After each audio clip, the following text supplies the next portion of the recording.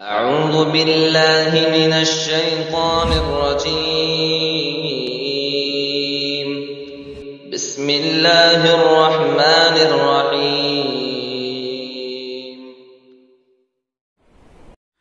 أعوذ بالله من الشيطان الرجيم. بسم الله الرحمن الرحيم.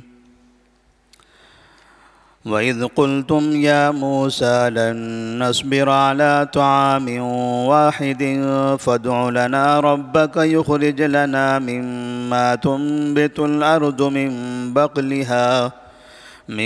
بقلها وقثائها وفومها وعدسها وبصلها قال تستبدلون الذي هو أدنى بالذي هو خير اهبطوا مصرا فإن لكم ما سألتم وضربت عليهم الذلة والمسكنة وباءوا بغضب من الله ذلك بأنهم كانوا يكفرون بآيات الله ويقتلون النبيين بغير الحق ذلك بما عصوا وكانوا يعتدون.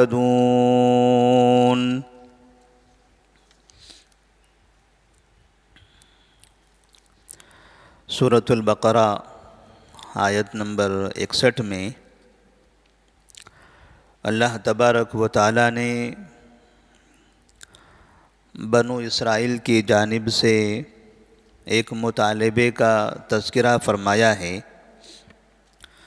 اس سے پہلے کی آیات میں ہم نے پڑھا تھا کہ بنو اسرائیل پر کئی طرح کی نعمتیں نازل کی گئی تھی۔ ان میں سے آیت نمبر 60 میں اللہ تبارک و تعالیٰ نے پتھر سے پانی کے چشمے جاری کیے، اور اس سے قبل کی آیات میں اس بات کا تذکرہ تھا کہ جب وہ میدان میں بھوکے تھے، پیاسے تھے، تو اس جگہ پر اللہ تبارک و تعالیٰ نے من و سلویٰ بھی نازل فرمایا تھا۔ تو من و سلویٰ یہ اللہ تبارک و تعالیٰ کی جانب سے ایسی غذا تھی، ایسی روزی تھی جو بغیر محنت کے ان کو حاصل ہو جاتی تھی، اور یہ روزی مفید، طاقتور اور صحت کے لیے بہتر بھی تھی۔ لیکن ان لوگوں نے پھر موسیٰ علیہ السلام سے ایک مطالبہ کر دیا۔ اسی کا تذکرہ اللہ تبارک و تعالیٰ آیت نمبر 61 میں فرما رہا ہے، وَإِذْ قُلْتُمْ يَا مُوسَىٰ لَن نَّصْبِرَ عَلَىٰ طَعَامٍ وَاحِدٍ۔ اے بنو اسرائیل، یاد کرو اس دن کو جب تم نے کہا تھا، اے موسیٰ، ہم ایک کھانے پر ہرگز صبر نہیں کریں گے۔ من و سلویٰ جو ایک بٹیر کی قسم کا ایک پرندہ ہوا کرتا تھا، جو ان کے اطراف میں پہنچ جاتا وہ اسے پکڑ لیتے اور ذبح کر کے کھا لیتے تھے، جس کو سلویٰ کہا جاتا ہے۔ تو یہ ایک ہی غذا تھی۔ انہوں نے موسیٰ علیہ السلام سے کہا کہ ہم اس ایک غذا پر صبر نہیں کر سکتے، ایک ہی کھانا کب تک کہ ہم کھاتے رہیں گے۔ فَادْعُ لَنَا رَبَّكَ يُخْرِجْ لَنَا مِمَّا تُنبِتُ الْأَرْضُ۔ آپ ہمارے لیے اپنے رب سے دعا کیجئے کہ وہ زمین کی پیداوار میں سے کچھ اناج ہمارے لیے نکال دے۔ مِن بَقْلِهَا وَقِثَّائِهَا وَفُومِهَا وَعَدَسِهَا وَبَصَلِهَا۔ زمین کی پیداوار میں سے جیسے سبزی، ککڑی، گیہوں، مسور اور پیاز۔ بنو اسرائیل نے موسیٰ علیہ السلام سے کہا کہ اللہ تبارک و تعالیٰ سے دعا کریں کہ اللہ تبارک و تعالیٰ زمین سے نکلنے والی یہ چیزیں ہمیں عطا فرمائے۔ قَالَ تَسْتَبْدِلُونَ الَّذِي هُوَ أَدْنَىٰ بِالَّذِي هُوَ خَيْرٌ۔ موسیٰ علیہ السلام کہتے ہیں کہ کیا آپ بہتر کے بدلے میں ادنا کا مطالبہ کر رہے ہو؟ یہ پیاز، یہ مسور، یہ دال، اس سے بہتر تو وہ من و سلوہ ہے جو بٹیر کی شکل میں ہے اور گوند کی شکل میں ایک پینے کا مادہ، پینے کی چیز ہے۔ وہ کھانا آپ کے لیے بہتر تھا، اس بہتر کے مقابلے میں تم یہ کمتر یا اس سے کم فائدہ مند کا مطالبہ کر رہے ہو۔ اہبطوا مصر فإن لکم ما سألتم، اگر تمہیں ایسی غذا چاہیے تو جاؤ کسی شہر میں چلے جاؤ، یہ میدان میں تو آپ کے لیے وہ چیز مہیا نہیں ہوگی، یہ میدان میں نہ کھیتی ہے نہ باڑی ہے، لہذا یہاں پر یہ ساری چیزیں آپ کو فراہم نہیں کی جا سکتی۔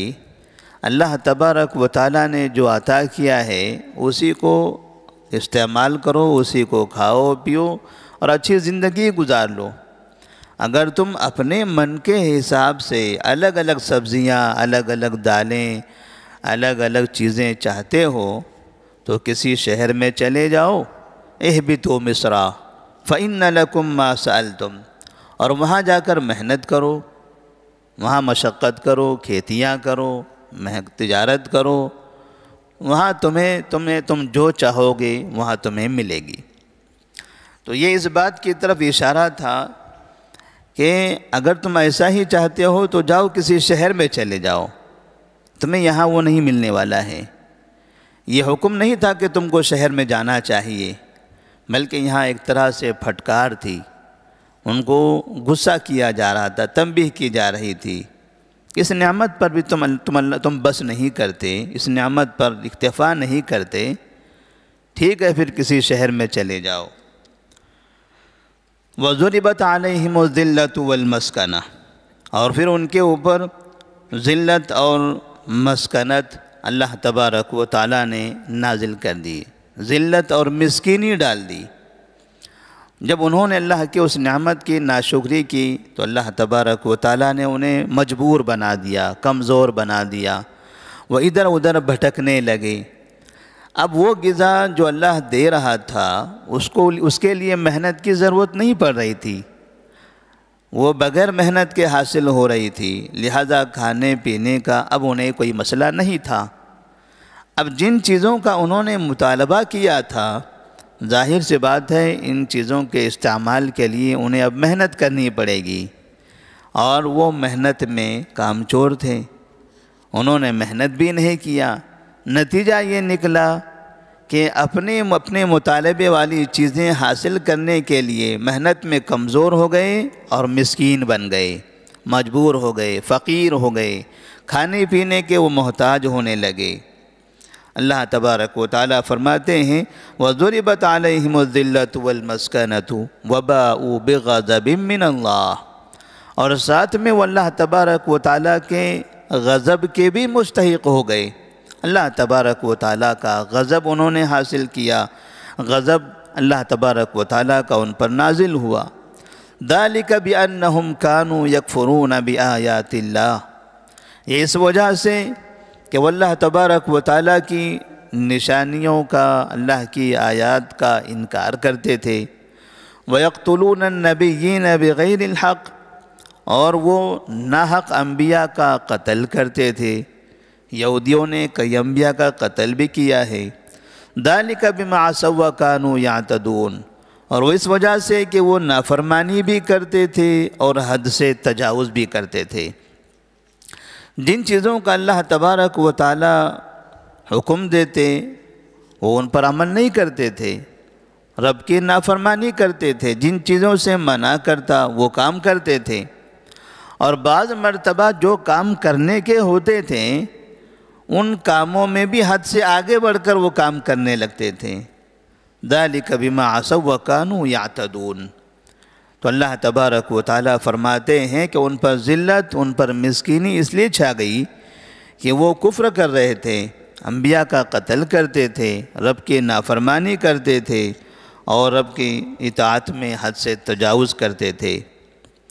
ان الذین آمنوا والذین ہادوا والنصارى والصابئین من آمن باللہ والیوم الآخر وعمل صالحا فلہم اجرہم عند ربہم ولا خوف علیہم ولا هم یحزنون۔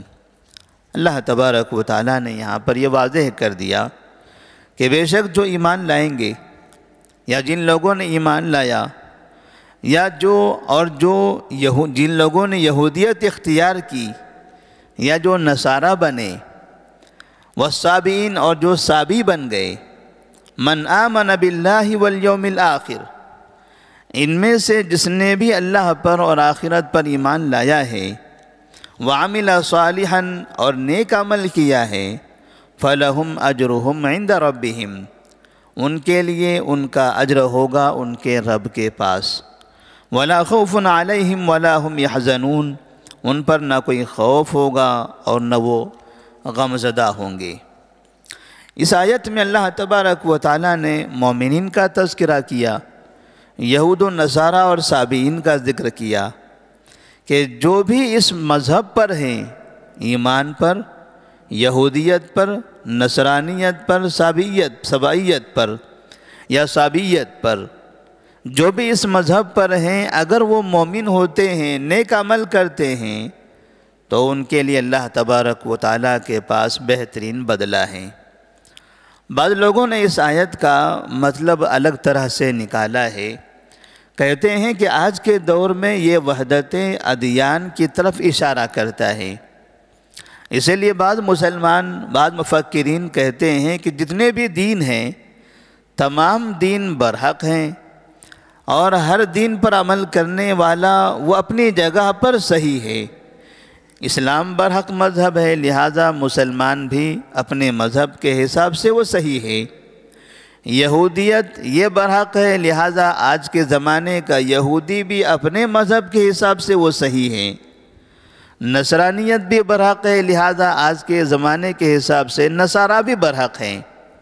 لہٰذا کسی کو مذہب تبدیل کرنے کی ضرورت نہیں ہے، ہر شخص اپنے اپنے مذہب پر رہے، نیک کام کرتے رہے۔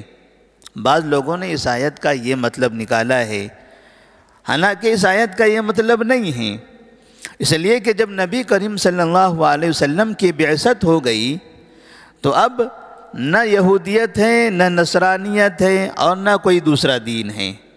نبی صلی اللہ علیہ وسلم کے آنے کے بعد سابقہ تمام ادیان ختم ہو گئے، جتنے مذاہب تھے پہلے کے سب ختم کر دیے گئے، ایک ہی دین باقی رہا، اور وہ دین نبی کریم صلی اللہ علیہ وسلم پر نازل کردہ دین اسلام ہے۔ لیکن وہ لوگ جو موسیٰ علیہ السلام کے زمانے میں یہودیت پر تھے، یہودی تھے، موسیٰ پر ایمان لانے والوں کو یہودی کہتے ہیں، موسیٰ علیہ السلام سے پر انہوں نے ایمان لایا، رب کی اطاعت کی، نیک کام کیا، تو اس زمانے میں وہ یہودی اگر مومن تھے، نیک کام کرتے تھے، تو وہ ان کا اجر اللہ تبارک و تعالیٰ کے پاس ہوگا۔ اسی طرح سے جن لوگوں نے عیسیٰ علیہ السلام پر ایمان لایا تھا عیسیٰ علیہ السلام کے زمانے میں اور نیک کام کیا تھا، تو وہ ان کا اجر اللہ کے پاس ہوگا، یعنی وہ جنتی ہوں گے۔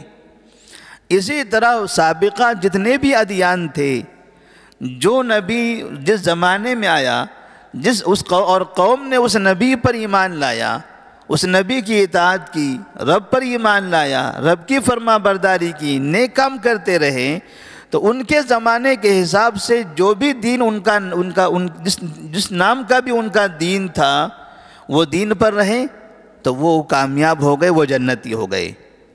یہ ان کے زمانے کے حساب سے ہیں، لیکن آج کے دور کے حساب سے ہر شخص کو صرف اور صرف مسلمان ہونا ہے، مسلمان ہی کامیاب ہوگا، مومن ہی کامیاب ہوگا۔ یہودیت، نصرانیت یا دیگر کوئی بھی مذہب قبول نہیں کیا جائے گا۔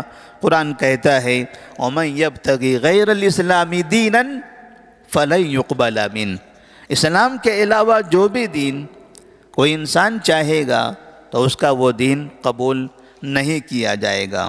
تو اللہ تبارک و تعالیٰ نے گویا یہاں پر بنو اسرائیل کو بھی اشارہ کر دیا کہ بنو اسرائیل میں سے جن لوگوں نے رب کی فرما برداری کی وہ جنتی ہیں، اور جن لوگوں نے رب کی نافرمانی کی، ہمیشہ اللہ کی نعمتوں کی ناشکری کرتے رہے، تو اس طرح سے وہ اللہ تبارک و تعالیٰ کے عذاب کے مستحق ہوں گے۔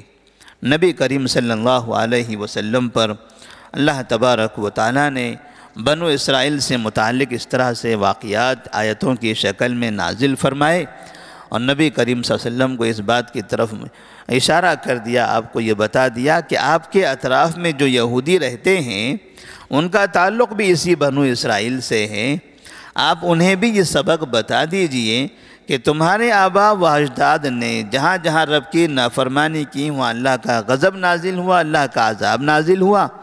اگر تم بھی آج کے دور میں رب کی نافرمانی کرو گے اور میری اطاعت نہیں کرو گے، یعنی نبی کی نافرمانی کرو گے، تو ایسی صورت میں تم پر بھی اللہ کا غضب نازل ہوگا اور تم بھی اللہ کے عذاب کے مستحق ہو جائیں گے۔ اور اسی کی طرف سورۃ الفاتحہ میں اللہ تبارک و تعالیٰ نے غیر المغضوب علیہم ولا الضالین کہہ کر اشارہ فرمایا ہے۔ اللہ سے دعا ہے کہ اللہ تبارک و تعالیٰ ہمیں اس کی فرما برداری کرنے اور نبی صلی اللہ علیہ وسلم کی اطاعت کرنے کی توفیق عطا فرمائے۔ والسلام علیکم ورحمۃ اللہ وبرکاتہ۔